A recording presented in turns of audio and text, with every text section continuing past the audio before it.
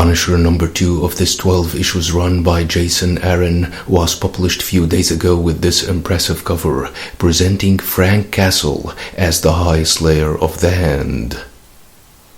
We last saw how Frank attacked the advanced base of a mysterious organization called the Apostles in Greece and slaughtered its members one after the other, but could not get any information about their leader. We also saw how Frank returned to the Hand's base, which was located in a place that no one could find, and decapitated all the criminals who were hunted down and brought to him by the Hand. He then went to his chambers, where his wife Maria, who had been brutally killed along with his kids, was waiting for him, with traces of the bullets still visible on her face and body, indicating that she had been resurrected by the Hand to force Frank to do their bidding. Maria asked Frank if they were safe and told him that she keeps dying in that dream, and Frank told her to keep taking the medicine the priestess brings her. Frank then was about to leave when Maria asked when the kids were coming home, and Frank said soon. He then went for some training, but did not do well, forcing the priestess to scold him. She told him that he began his training when he was still a child, but not to become a ninja, and that was not why she brought him. The reason why she chose him was that he was the perfect killing machine and the finest murderer who has ever lived. Frank tried again, and this time managed to defeat his opponent as the one true fist of the beast, who was meant to lead the Hand. The priestess then told Frank that she was looking for the king of killers for long, and finally found that in his personality and skills. The other priests, however, rejected the idea of an American serving as the High Slayer, forcing the priestess to slaughter them all.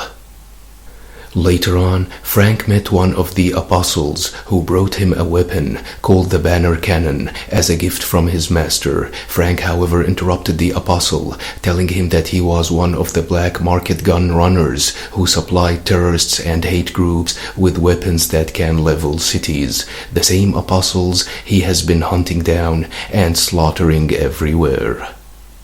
Enraged, Frank told the man that he thought that bringing him a fancy gun would stop him, but the man said that the apostles had no quarrel with him or the Hand, and that they offer providing the Hand with weapons. Frank smashed the gamma-powered weapon and demanded to know who the apostles work for to slice him, but the man said that there were more gamma-powered weapons where that one came from, and more apostles than Frank could imagine. He also told Frank that he knew his master and prayed for him every time he prayed for war, but Frank said that he doesn't pray for anyone and that people kneel in front of him. The man then revealed that he was unarmed. But Frank, whose eyes started glowing, said that he could see the innocents the man made suffer in service of his master, and the villagers he used as target practice. He could see all the man's sins, even the ones he had not committed yet.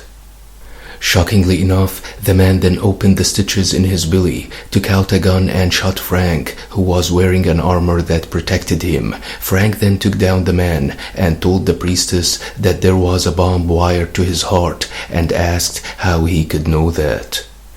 The priestess said that it was the eyes of the beast who enabled Frank to see the bomb as one of the 5 gifts of the fist. Frank manifested the eyes, and the awakening just began. She then showed him the daggers and asked him again if any of them belonged to him. Frank picked one of the daggers, with the priestess shedding tears and saying that he wanted to choose when he was a child, but hesitated. But this time he proved himself true and chose the dagger that was wielded by the last known fist of the Hand. The priestess then told Frank that it was time to meet his father, namely the beast. She took him into a chamber where a massive demon was sitting on a throne and holding bowls of blood and fire, and told him to bow before his god. Later on, the Lord of the Apostles met with another gang and said that they took his weapons but committed the greatest of insults. The man who was wearing a tiger mask told the angry boss that they paid for every last bullet and bomb.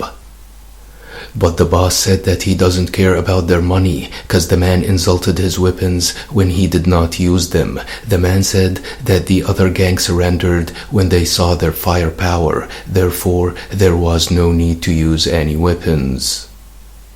The man then said that they came seeking peace, enraging the boss even more. He punched the man and smashed his head before tearing another one in half. The rest of the gang tried to run away and got into their car, but the boss leapt and landed on the car, smashing it and killing the men inside.